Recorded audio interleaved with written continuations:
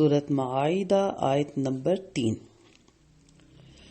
حرمت حرام کیا گیا، علیکم تم پر، المیتۃ مردار، والدم اور خون، واللحم اور گوشت، الخنزیر خنزیر کا، وما اور جو اہلا پکارا گیا، لغیر اللہ واسطے غیر اللہ کے، بھی اس کو، والمنخنقۃ اور گلا گھونٹ کر مرنے والا، والموقوذۃ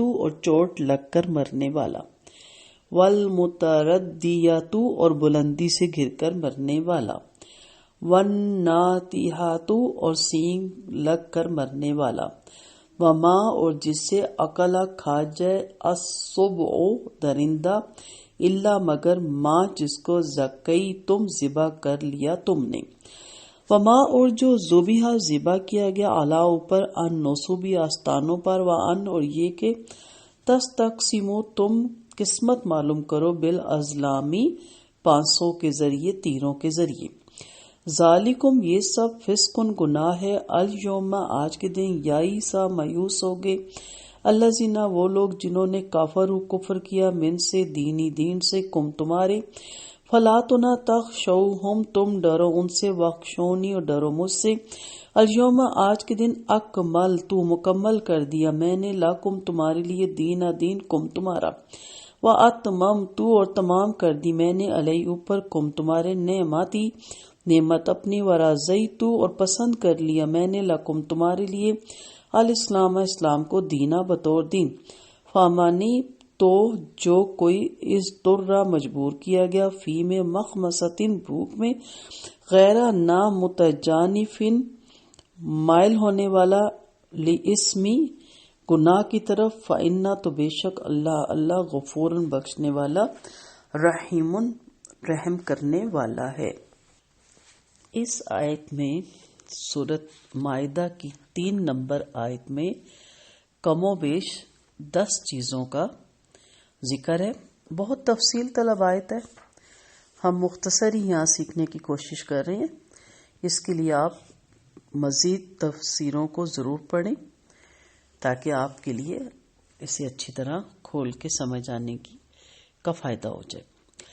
جی، حرمت علیکم المیتہ، شروع کی آیات میں جن جانوروں کے حرام ہونے کے بیان کا وعدہ سوائے ان کے جو تم پر پڑے جائیں گے کے ساتھ کیا گیا، اس آیت میں ان کا ذکر ہے، یعنی حلال کے ساتھ اب حرام کا بھی ذکر آ رہا ہے۔ المیتۃ مردار میں سے مچھلی اور ٹڈی حلال ہے، کیونکہ آپ صلی اللہ علیہ وسلم نے فرمایا ہمارے لیے 2 مردار اور 2 خون حلال کر دیے گئے۔ مردار تو مچھلی اور ٹڈی ہے، کیونکہ ان میں دمہ مسفوح نہیں ہوتا، اور خون جگر اور تلی ہے، یعنی خون بہتا ہے جگر اور تلی سے، اس کو دھو کے یوز کیا جاتا ہے۔ اگلا لفظ جو ہم نے پڑھا، والمنخنقۃ، گلا گھونٹنے والا جانور، گھٹنے والا جانور، خواہ خود بخود رسی وغیرہ سے گھٹ کے مر جائے یا کوئی گلا گھونٹ کے مار دے۔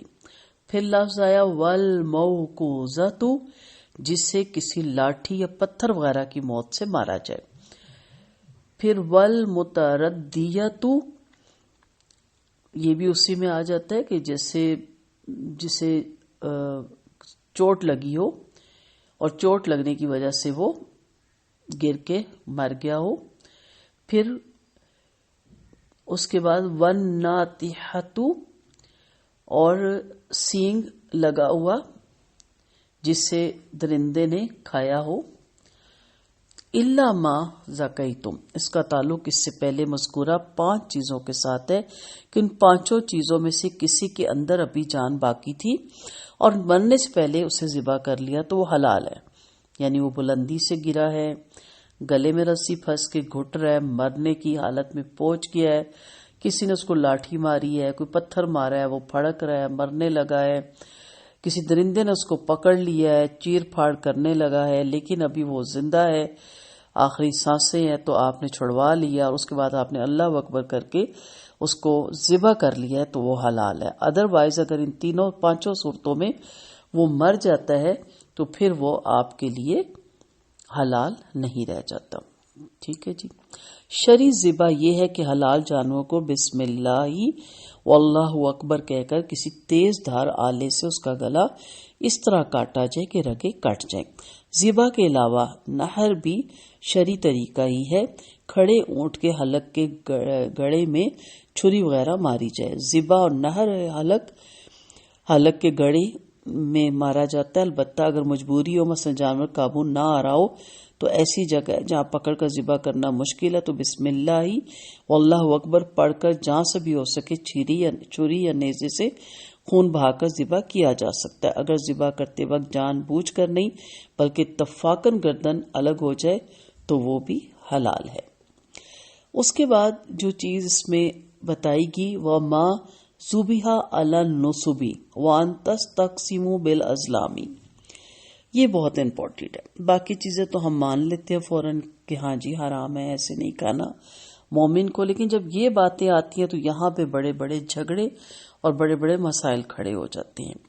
مشرکین اپنے جھوٹے معبودوں کے لیے جو جگہ مقرر کرتے تھے انہیں نصب کہا جاتا تھا، کیونکہ عموماً وہاں کوئی نشان نصب ہوتا تھا، مثلا بت، درخت، قبر یا کوئی دریا. پھر اس کے پاس ان کا قرب حاصل کرنے کے لیے جانور ذبح کرتے تھے. ایسی جگہوں کو استھان، تھان، آستانے وغیرہ کہا جاتا ہے. ایسے جانور بھی حرام ہے خواہ ان پر بسم اللہ واللہ اکبر ہی کیوں نہ پڑا ہو.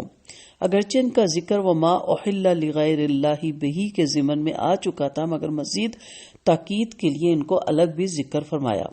ثابت بن سعاق رضی اللہ عنہ بیان کرتے ہیں کہ آپ صلی اللہ علیہ وسلم کے زمانے میں ایک شخص نے نظر مانی کہ وہ بونا مقام پر اونٹ نہر کرے گا. وہ آپ صلی اللہ علیہ وسلم کے پاس آئے اور کہا میں نے بونا مقام پر ایک اونٹ نہر کرنے کی نظر مانی تھی. تو نبی کریم صلی اللہ علیہ وسلم نے فرمایا کیا وہاں ایام جہالت کے انصاب استانوں میں سے کوئی استان تھا؟ تو لوگوں نے کہا نہیں. آپ نے مزید پوچھا کیا وہاں مشرکین کی عیدوں میلوں میں سے کوئی عید تھی؟ لوگوں نے کہا نہیں.